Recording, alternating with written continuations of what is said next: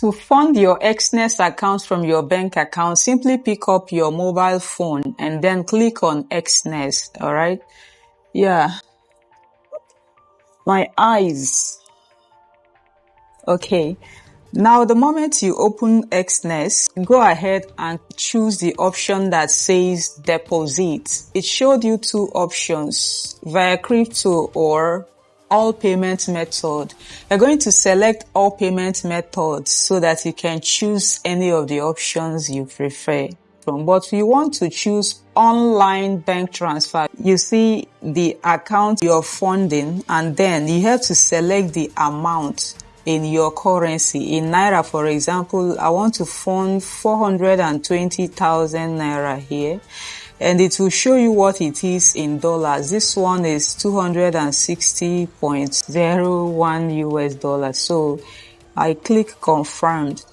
But by the time you click confirm, it will show you the details of the bank account you will pay to, because the name will not appear as Exness, okay? It actually explains. It says pay 420,000 Naira, but it says before you pay, look this, transfer only the exact amount. That is really important, because if you add Jara, like you added extra 1 Naira or extra 50 Kobo or extra 20 Naira, how would they know it actually came from you? Do not save or reuse the contact.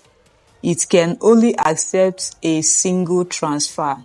So not after transferring now, if you blow up your account or after making withdrawal, you say I saved Exness account somewhere. No, use it only once, because they can change it from time to time.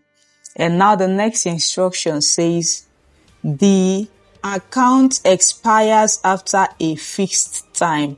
This means that if they tell you that you have 30 minutes to perform this transaction, after 30 minutes has passed, don't transfer it again. Just come back to Exness, select the deposit option again, and then do it afresh. Hope we are on same page.